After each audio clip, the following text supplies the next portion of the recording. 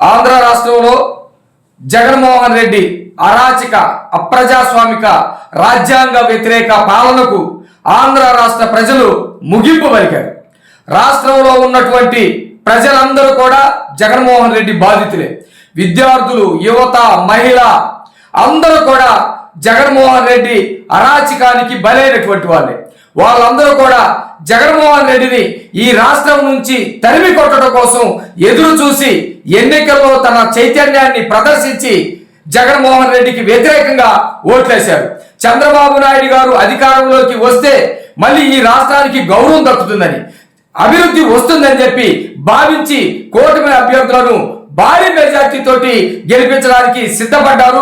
ఆ గెలుపు ఇప్పుడు మన కళ్ళ ముందు కనిపిస్తా ఉంది.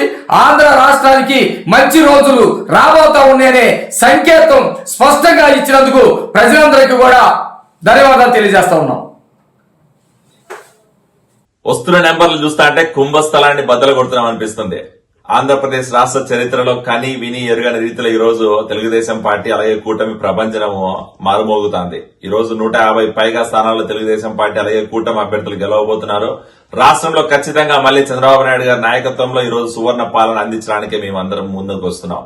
ఈ రోజు జగన్మోహన్ రెడ్డి చేసిన ఈ అరాచక పాలన, దుర్మార్గ పాలన వల్ల ప్రజల్లో ఎంత వ్యతిరేకత ఉందో, ప్రజలు ఎంత కోపంలో ఉన్నారో, రాష్ట్రంలో ఎంత దారుణమైన పరిస్థితిలో ఉందో ప్రజలకు అర్థమైంది. కాబట్టి ఈ రోజు జగన్మోహన్ రెడ్డికి అలాగే వైఎస్ఆర్సీపీని భూస్థాపితం చేయడానికి ప్రజలు నిశ్చయించుకున్నారు. ఈ రోజు ఖచ్చితంగా ఈ రోజు పసుపు సైన్యం కష్టపడి పనిచేసిన దానికి ఈ రోజు ఫలితం వస్తుంది. అలాగే తెలుగుదేశం పార్టీ అలాగే జనసేన, బీజేపీ కూటమి అభ్యర్థులు అందరూ కూడా గెలిచి సువర్ణ పాలన అందించడానికి అలాగే చంద్రబాబు నాయుడు నాయకత్వంలో ఈ రోజు రాష్ట్రం మళ్లీ పూర్వవైభవం తీసుకురావడానికి మేమందరం కలిసి పనిచేస్తామని చెప్పి కూడా తెలియజేసుకుంటున్నాం. Thank you. పవన్ కళ్యాణ్ గారు చెప్పినట్టు వ్యతిరేక ఓటు చేయలేవరన్నారు. ఉద్యోగులు అందరూ పెద్ద ఎత్తున కూటమికి సపోర్ట్ చేశారు. కూటమి గెలవబోతుంది, మనం గెలవబోతున్నాం, అధికారంలోకి రాబోతున్నాం. జగన్మోహన్ రెడ్డిని ప్రజలు తరిమి కొట్టారు.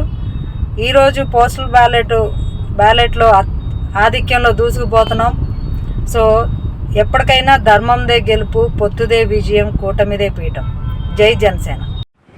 నమస్కారం అండి. ఆంధ్రప్రదేశ్ ప్రజానీకాన్ని అందరూ కూడా ఈరోజు శుభోదయం.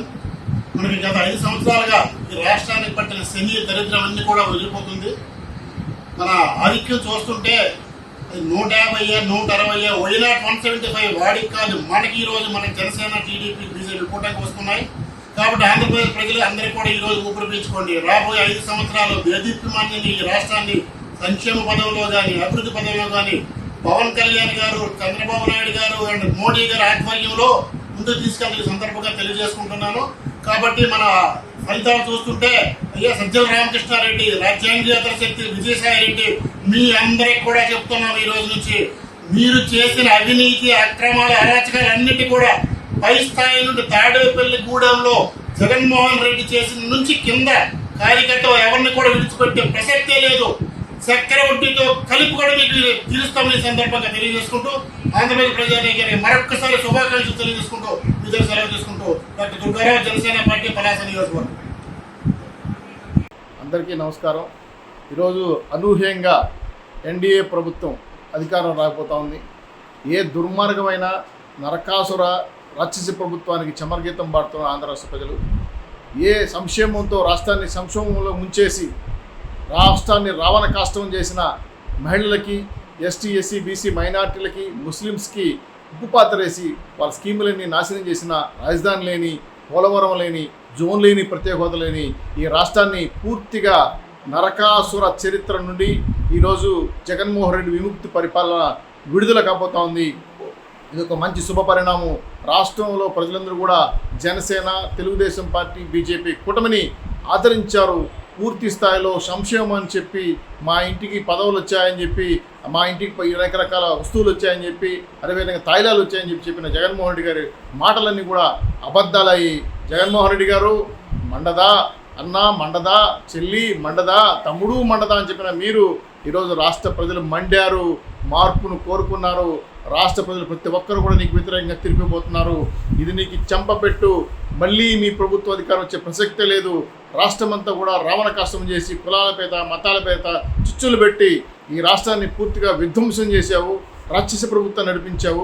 ఒక రకంగా చెప్పాలంటే ప్రశ్నించే అరెస్టులు, మాట్లాడితే కేసులు, అదేవిధంగా ప్రతిపక్షాన్ని తిరగనీయకుండా గొంతు నొక్కేసి చివరికి మా అమరావతిని విధ్వంసం చేసి అమరావతి కోసం పోరాడిన మహిళలను కూడా చూడకుండా కేసులు పెట్టి 2,200 పైచలకు హింసించిన నువ్వు నిజంగా ఒక తుగ్లక్ రాజువి.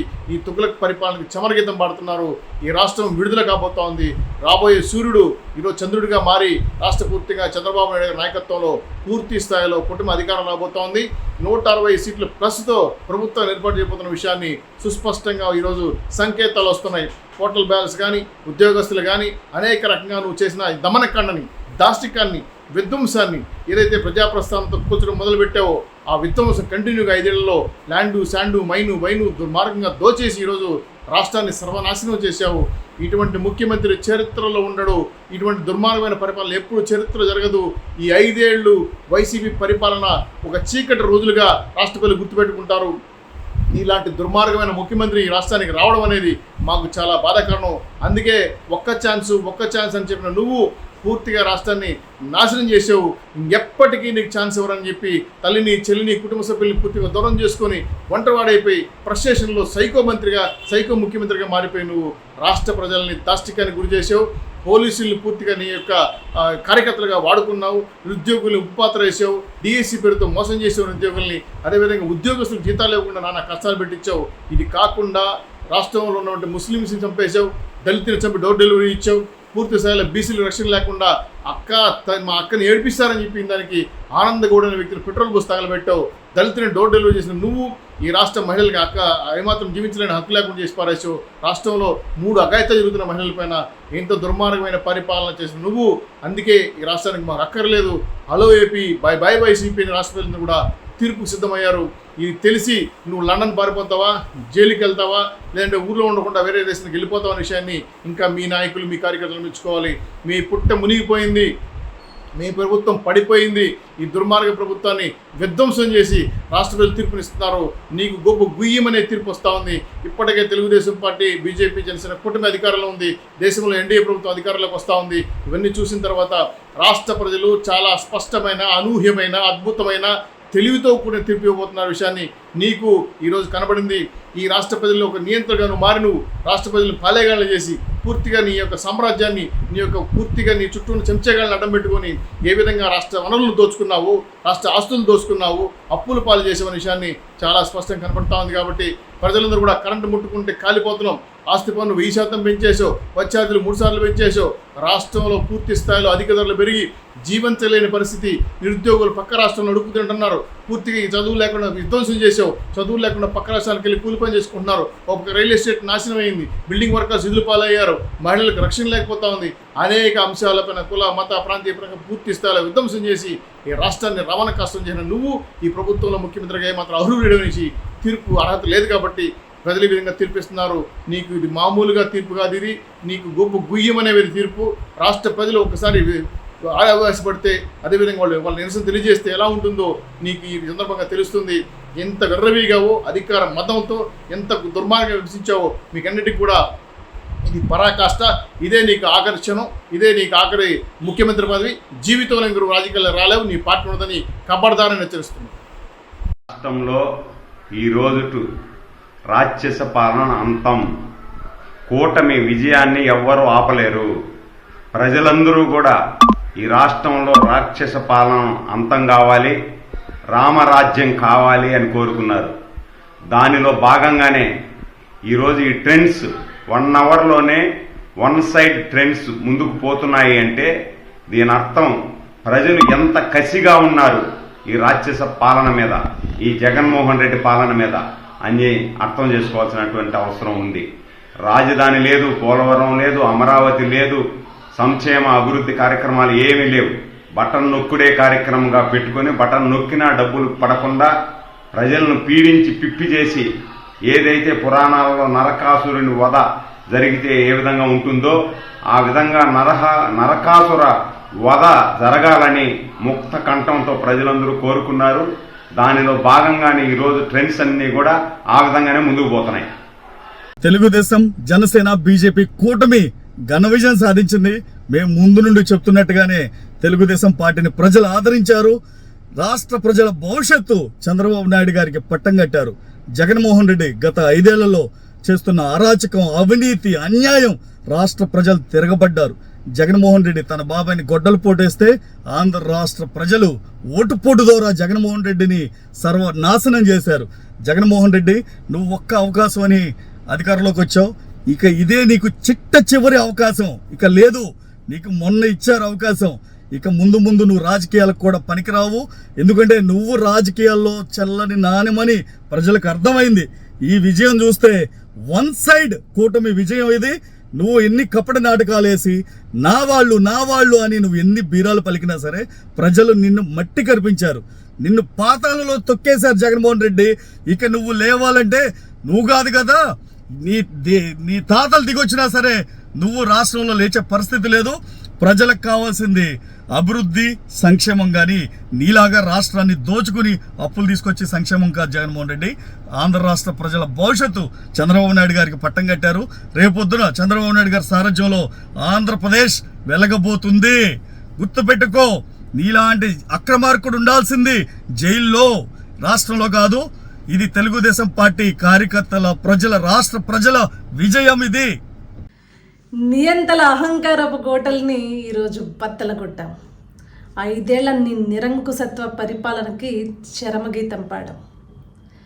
ప్రజాస్వామ్యంలో నియంతలకి, నిరంకుశులకి చోటు లేదని మరొక్కసారి ప్రజలు ఈ యొక్క మా భారీ విజయంతో యావత్ దేశానికే చాటి చెప్పారు. 5 ఏళ్ల నీ నిరంకుశ పరిపాలనలో ఎన్ని కష్టాలు పడ్డారో ఈరోజు ప్రజలు వారి యొక్క ఓటుతో నీకు చూపించారు. ప్రజలు ప్రజాస్వామ్యానికి పట్టం కట్టిన రోజుగా చరిత్రలో మిగిలిపోతుంది. కార్యకర్తలు రక్తం చిందించి మరీ పోరాడారు. ఈరోజు ఆ పోరాట ఫలితం ఇంతటి భారీ విజయం. గెలిచాం కాదు, ప్రజలు మమ్మల్ని గెలిపించారు. జై తెలుగుదేశం. ఈరోజు ఎన్నికల ఫలితాలు చూస్తుంటే జగన్మోహన్ రెడ్డికి మైండ్ బ్లాక్ అయిపోయినట్టుంది. ట్రెండ్స్ వరదలాగా ఉధృతంగా వస్తూ ఉన్నాయి. ఇక వైసీపీ పాడి కట్టడమే. ఇక సాయంత్రానికి వైసీపీని, జగన్మోహన్ రెడ్డి సర్కారుని పాడి కట్టి తీసుకెళ్ళి బయట పడేయటమే. అబద్ధాలతో కాలం గడిపాడు, అక్రమాలతో కాలం గడిపాడు, ప్రజల్ని మోసం చేశాడు. ప్రభుత్వం ఏర్పాటు చేసిన దగ్గర నుంచి విధ్వంసం, అవినీతి, అక్రమాలు, దౌర్జన్యాలతో ప్రభుత్వం నడిపాడు. ప్రజల్లో ఆగ్రహం పెలివికింది. ఇక వైసీపీ పని ఖతం. ఇక ఇంటికి వైసీపీ వాళ్ళు, జైలుకి జగన్మోహన్ రెడ్డి. ఇక ఎవరేం చేయలేరు. అతను చేసుకున్నటువంటి పాపం అది. దళితుల మీద, మైనార్టీల మీద, మహిళల మీద, ఎస్సీల మీద, ఎస్టీల మీద అనేక రకాల దాడులు చేశాడు. తెలుగుదేశం పార్టీ నాయకుల్ని హింసించాడు, కేసులు పెట్టాడు, కార్యకర్తల్ని చంపాడు. ఈ రాక్షస రాజ్యం ఎప్పుడు పోతుందా అని చెప్పి ఎదురు చూసినటువంటి ప్రజలు పెద్ద ఎత్తున ఓట్లేశారు. ఇక జగన్మోహన్ రెడ్డి, నీ పని అయిపోయింది, నువ్వు పార్టీ మూసేసుకో, పాడి కట్టేసేయి పార్టీకి. మనందరం అనుకున్నట్లుగానే తెలుగుదేశం పార్టీ కూటమి ప్రభంజనం సృష్టించబోతుంది. పోస్టల్ బ్యాలెట్ల ఓట్లలో రాష్ట్రంలో అన్ని నియోజకవర్గాల్లో కూటమి అభ్యర్థులు ముందంజలో ఉన్నారు. అలాగే వైసీపీ పార్టీ నేతలకు గుండెల్లో భయం పుట్టుకొచ్చింది. వాళ్ళు మూటాముల్లే సర్దుకొని ఎయిర్పోర్ట్ల దగ్గరికి కొంతమంది వెళ్తున్నారనేటువంటి సమాచారం కూడా మాకు అందింది. దీంతోపాటు ప్రత్యేకంగా పోలీసు వారిని విజ్ఞప్తి చేస్తున్నామండి, ఎవరు కూడా వైసీపీ నేతలు మరి రాష్ట్రం విడిచి వెళ్ళిపోవటానికి వీల్లేదు. మీరు ఎయిర్పోర్ట్లో రెడ్ కార్నర్ నోటీసులు జారీ చేయండి. అదేవిధంగా టోల్ గేట్ల దగ్గర కూడా వారిని కట్టడి చేయాలండి. దీంతోపాటు 175 నియోజకవర్గాల్లో కూటమి అభ్యర్థులు ముందంజలో ఉన్నారు. మీరు పిఠాపురం చూసుకోవచ్చు, కుప్పం చూసుకోవచ్చు, మంగళగిరి చూసుకోవచ్చు. ఇటువంటి కాన్స్టిట్యున్సీల్లో మరి భారీ ఓట్లు ప్రతి రౌండ్లో కూడా తెలుగుదేశం పార్టీ అభ్యర్థులు ముందంజలో ఉన్నారు. రాష్ట్రంలో రాజారెడ్డి రాజ్యాంగం నేటితో సమాధి అయిపోయింది.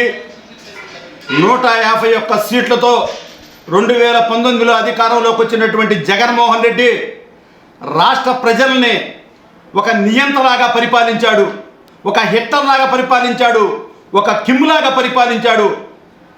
ఆంధ్రప్రదేశ్ గడచిన 50 సంవత్సరాలుగా ఇటువంటి దుర్మార్గపు శాడిస్టు ఫ్యాక్షన్ సీఎంని ఇంతవరకు ఈ ఆంధ్రప్రదేశ్ చూడలేదు. ఇవాళ ఈ రాష్ట్రానికి చంద్రబాబు నాయుడు గారు ముఖ్యమంత్రిగా ప్రమాణ స్వీకారం చేయబోతా ఉన్నాడు. ఇవాళ చూస్తే ఇప్పటికే కూటమి దూసుకొని పోతా ఉంది. ఇంతవరకు వైసీపీ బోనియే కొట్టలేదు. అన్నీ చెప్పిన ఎగ్జిట్ పోల్స్ ఎగ్జాక్ట్గా పోతా ఉన్నాయి. ఇవాళ అన్ని సర్వేలు చెప్తా ఉన్నారు. ఏబిఎన్ మొదలుకొని అందరూ కూడా ఈ ప్రిడిక్షన్స్ 10 రోజులు బట్టి ఇస్తానే ఉన్నారు.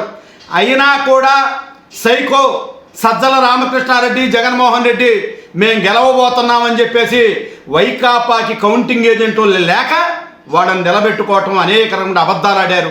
ఇవాళ అనేక మందిని ఈ 5 సంవత్సరాల్లో దళితులని, బడుగులని, బలహీన వర్గాల వారిని, ముఖ్యంగా దళితుల్ని డాక్టర్ సుధాకర్ మొదలుకొని రంగనాయకమ్మ వరకు కూడా నానా చిత్రహింసలు చేసి ఆత్మహత్యలు చేసుకునేలాగా చేసింది ప్రభుత్వం. ఇవాళతో రాజారెడ్డి రాజ్యాంగం అంతమైపోతా ఉంది. అంబేద్కర్ రాజ్యాంగం రాబోతా ఉంది. ఈ కూటమి నాయకత్వంలో చంద్రబాబు నాయుడు గారు, పవన్ కళ్యాణ్, నిజంగా మా నాయకుడు చంద్రబాబు నాయుడు గారికి పాదాభివందనం చేస్తూ ఉన్నాం. ఈ 5 సంవత్సరాలు కంటికి నిద్ర లేకుండా, ఏం తింటున్నాడో తెలియకుండా, మండు టెండల్లో చలిలో కూడా లెక్క చేయకుండా కార్యకర్తలను కాపాడుకున్నాడు. అలానే పవన్ కళ్యాణ్ గారు ఏదో అంటారు, బంధువుల కన్నా ఆత్మ బంధువు ముఖ్యమని చెప్పి రాజమండ్రి సెంట్రల్ జైల్లో ఉంటే జనసేనాది పవన్ కళ్యాణ్ వెళ్ళి పరామర్శించి ధైర్యం చెప్పి పొత్తు ప్రారంభమవుతుంది అన్నాడు.